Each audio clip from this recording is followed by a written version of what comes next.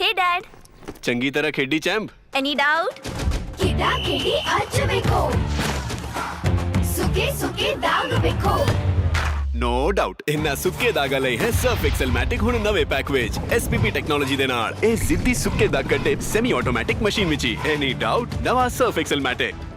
धर्मनगरी कुरुक्षेत्र में अमीन रोड पर स्थित ब्रह्मा मंदिर जय ओंकार अंतर्राष्ट्रीय सेवाश्रम संघ की ओर से भगवान श्री ब्रह्मा जी की रथ यात्रा का आज भव्य आयोजन किया गया।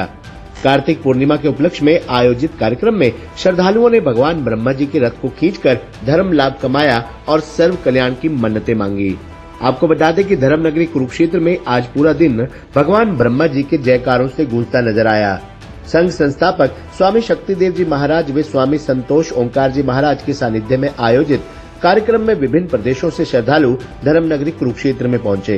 सुबह यज्ञ का आयोजन किया गया। इसके बाद विधिवत मंत्रोच्चारण के साथ भगवान श्री ब्रह्मा परिवार का दुग्धाभिषेक कर सुंदर वस्त्रों से सुसज्जित कर उन्हें शंख घरोड़ के साथ रथ पर स्थापित किया गया। इस धार्मिक भव्य आयोजन में दूर दराज से आए श्रद्धालुओं ने श्रद्धा के साथ हिस्सा लिया और रथ खींचकर लाभ कमाया। संघ के अध्यक्ष स्वामी संदीप ओंकार के नेतृत्व में सभी ने भगवान श्री ब्रह्मा जी का रथ खींचकर और माथा टेककर सर्व कल्याण की मन्नतें मांगी। भगवान ब्रह्मा रथ यात्रा की शुरुआत जय ओंकार आश्रम से हुई। इसके बाद राजेश पायलट चौक, 100 फुटा road, Salarpur road, railway road से गुरुद्वारा छठी पातशाही, बस स्टैंड से शरधानंद चौक, कुटिया चौक से रेलवे कॉलोनी से होते हुए वापस शोभा यात्रा अमीन रोड पहुंची। स्थान स्थान पर श्रद्धालुओं ने फूलों से पुष्प वर्षा कर रथ यात्रा का स्वागत किया। यात्रा में राजनीतिक, सामाजिक लोगों और प्रशासनिक अधिकारियों ने भी पहुंचकर धर्म लाभ कमाया। इस अवसर पर जय ओंकार आश्रम के संचालक पंडित शिव नारायण दीक्षित, एडवोकेट जय नारायण दीक्षित, हरिराम शर्मा आदि भी मौजूद रहे। रथ यात्रा के दौरान परिवार की सुख समृद्धि के लिए शीश पर कलश धारण करने का भी विधान है। इसी उद्देश्य के साथ 1100 महिलाओं ने अपने शीश पर कलश धारण किया और रथ यात्रा के साथ चलते हुए धर्मनगरी की परिक्रमा की। रथ यात्रा में 52 झांकियों को शामिल किया गया, जिनमें भगवान ब्रह्मा रथ आकर्षण का केंद्र रहा। झांकियों में गौ माता, भगवान ब्रह्मा परिवार, भगवान विष्णु के सभी अवतार, दुर्गा के 9 स्वरूप सहित अन्य झांकियां शामिल रही। स्वामी शक्तिदेव महाराज ने श्रद्धालुओं को प्रेरित करते हुए कहा कि कार्तिक पूर्णिमा भगवान ब्रह्मा जी का विशेष दिन है।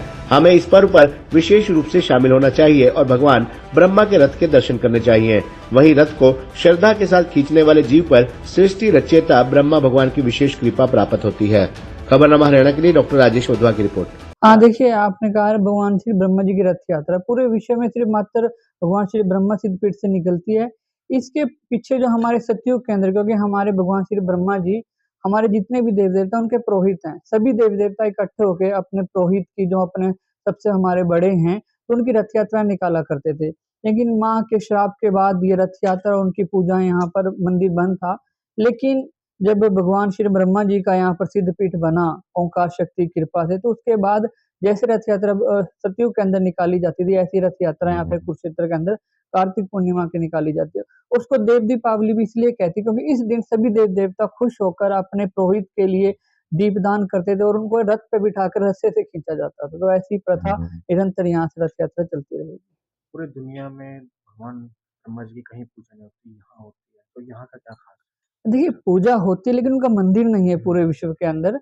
उनका श्राप मिला हुआ, उनको श्राप मिला था उनको माँ की उस तरफ से, क्योंकि उन्होंने यज्ञ के अंदर पूर्णहोती के लिए दूसरा विवाह किया था, तो उसके बाद श्राप मिला था उनको। उसके बाद लेकिन हमारे जो गुरुजी हैं स्वामी शक्तिदेव जी और उनके गुरुजी हैं संत दुर्वासा ऋषि जी, उन्होंने ट्रांस के अंदर वाणी करी है मेरे गुरुजी को कि इस मंदिर की स्थापना की जाए।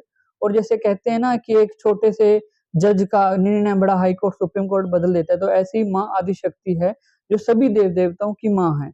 उन्होंने अपनी पुत्री को कहा कि आप ये श्राप वापिस लीजिए और उसने श्राप वापिस लेने की वजह से यहाँ पर मंदिर की स्थापना हुई है। और अगला मंदिर भी जो बनेगा तब तक भी भगवान ब्रह्मा जी का सह परिवार कहीं मंदिर नहीं बनेगा। हमारे गुरुजी द्वारा जन्म लेंगे कई कल्प वर्ष बाद और वही द्वारा इस मंदिर की स्थापना करेंगे। पौराणिक रहस्य क्या है इसका? पौराणिक रहस्य में जानना चाहूंगा कि ब्रह्मा जी का मंदिर सिर्फ अजमेर में है, उसके बाद आपके यहाँ और नॉर्थ में? हाँ, मैं आपको वही बताना चाहूंगा ना, इसका पौराणिक जो रहस्य आप जानना चाह रहे हैं कि जब भगवान ब्रह्मा जी ने यज्ञ में देरी होने के कारण दूसरा विवाह करा, तो माँ ने उन्हें श्राप दिया कि आपने दूसरा विवाह करा है और आपका कहीं मंदिर नहीं बन पाएगा। क्योंकि आप देखते हैं हर गली के अंदर, हर शहर के अंदर आपको भगवान विष्णु जी के मंदिर मिल जाएंगे, शिव के मंदिर मिल जाएंगे और तमाम हमारे देव देवताओं के मंदिर मिलेंगे। तो उस वजह से जब माँ का श्राप था, उस श्राप को कोई विफल नहीं कर पाया। जिसने भी कोशिश करी सब परिवार समाप्त हो गया। तो उनके श्राप को विफल जब जो किया माँ आदिशक्ति ने, एक्चुअली हमारे जो गुरुजी के गुरुजी हैं चंद्रवासा ऋषि जी, वो भगवान शिव के रुद्रावतार हैं और भगवान ब्रह्मा जी के मानस पुत्र हैं। तो उन्होंने देखा कि हमारे परिवार के अंदर इनका मंदिर नहीं बन पा रहा है, वो दुखी रहते थे। तब उन्होंने माँ आदिशक्ति की प्रार्थना करी, तपस्या करी। माँ आदिशक्ति के बारे में बताना चाहूँगा क्योंकि माँ और पिता के 2 रूप होते हैं। पिता के रूप में सभी देव-देवताओं के रूप हैं ओंकार परमात्मा और माँ के रूप में है आदिशक्ति। तो उन्होंने माता से अपना आज्ञा किया कि मैं मंदिर बनवाना चाहता हूँ शिव के अंदर, तपस्या करी काफ़ी वर्ष। तो माँ ने जब उनको कहा कि ठीक है, मैं इस श्राप को विफल करती हूँ, क्योंकि जब कोई बड़ा अपने बच्चों को कहता है कि आप इस श्राप को पीछे कर लीजिए, उनको करना पड़ता है। तो माँ ने ब्राह्मणी माँ को बोला कि आप श्राप को वापस लीजिए, तो उनकी कृपा से श्राप वापस हुआ। और ट्रांस में वाणी करी मेरे पिताजी को, मेरे जो गुरुजी हैं संत दुर्वासा ऋषि जी के, जिन गुरुजी हैं हमारे स्वामी शक्ति देव जी, उनको वाणी करी कि आप ये मंदिर बनाइए। समय दिया कितना, श्राप क्या दिया था? श्राप दिया था कि आपका कहीं मंदिर नहीं बन पाएगा, मंदिर नहीं बन पाएगा, शायद परिवार। आप देखें ना, पुष्कर में भी अकेले ब्रह्मा जी हैं, माँ बहुत दूर ऊंची चोटी के ऊपर विराजमान था, वहां कभी युगल के अंदर पूजा नहीं होती। तो उस चीज का श्राप था, तो उसको विफल माँ शक्ति ने किया और यहाँ पर स्थापना उनकी यही की। कारण है कि कहीं पर भी मंदिर नहीं। हाँ, यही कारण, और कोई मंदिर बना भी नहीं पाएगा जी।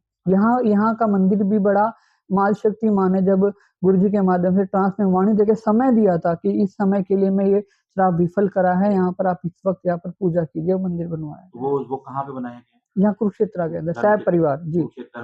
क्योंकि यहाँ पर सृष्टि की रचना जब किया तो भगवान ब्रह्मा जी ने कुरुक्षेत्र में बैठकर यजन करा था सृष्टि रचना के लिए। तो यहीं पर ब्रह्मवेदी इसको बोला गया, हमारे शहर को ब्रह्मवेदी भी बोला गया कुरुक्षेत्र के नाम। तो यहाँ पर स्थापना की है माँ ब्रह्माणी और गायत्री के साथ। ये स्वरूप आपको पूरे विश्व में कहीं भी नहीं मिलेगा और न इस स्वरूप को कोई बना पाएगा। तो ब्रह्मा रथ यात्रा महोत्सव का क्या लॉजिक है? इसका लॉजिक मैं बताता हूँ कि भगवान ब्रह्मा जी सभी देव देवताओं के पुरोहित हैं। जैसे हमारे घर में हमारा कोई बड़ा बुजुर्ग होता है तो सभी साल में उसका जन्मदिन एक दिन मनाते हैं, बड़े खुश होकर सारा परिवार इकट्ठा होता है। ऐसे भगवान ब्रह्मा जी सभी देव देवताओं के पुरोहित हैं। तो सतयुग के अंदर सभी देव देवता भगवान ब्रह्मा जी को रथ पर बिठाकर रस्सों से खींच के उसकी परिक्रमा करते थे पूरे भूमंडल की, अपने पुरोहित को बिठाकर। तो वही जो यहाँ पर अभी जो गुरु जी की आज्ञा से यहाँ पर रथ यात्रा निकाले जा रहे हैं, जो मेरे गुरु जी हैं संत दुर्वासा ऋषि जी, उन्होंने आज्ञा दी कि आप भगवान ब्रह्मा जी की रथ यात्रा निकालो, जैसे सभी देव देवता सतयुग में निकाला करते थे। और आज के समय भी सूक्ष्म रूप में सभी देव देवता इस रथ यात्रा में साथ चलते हैं, अपने पुरोहित को रथ से खींचते हैं और उनको सबसे बड़ा यही आज यहाँ पर वरदान मिलता है भगवान ब्रह्मा जी से, क्योंकि भगवान ब्रह्मा जी ने इस सृष्टि की रचना करी थी। आज हम किसी भी देव घर पे जाते हैं तो रास्ते में परिवार सहित दुर्घटनाएं हो जाती हैं, अकाल कष्ट में मृत्यु हो जाती है। तो भगवान ब्रह्मा जी ने कहा था मेरे मंदिर पर जो आएगा वो आते जाते भी सुरक्षित रहेगा, और जो रथ यात्रा के अंदर रस्से से खींचेगा इस रथ को, उनके परिवार में कभी अकाल मृत्यु नहीं होगी। ये वरदान जी, जब राष्ट्र को हाथ में लेकर चलते तो कहीं उसके अश्वमेध यज्ञों का फल उन्हें प्राप्त होता है, क्योंकि अश्वमेध यज्ञ भी मनुष्य करते थे, देव देवता करते थे। और जब उनके पुरोहित सभी देव देवताओं के पुरोहित को कोई रस्से से खींचेगा, सभी योगों का फल उससे प्राप्त होता है।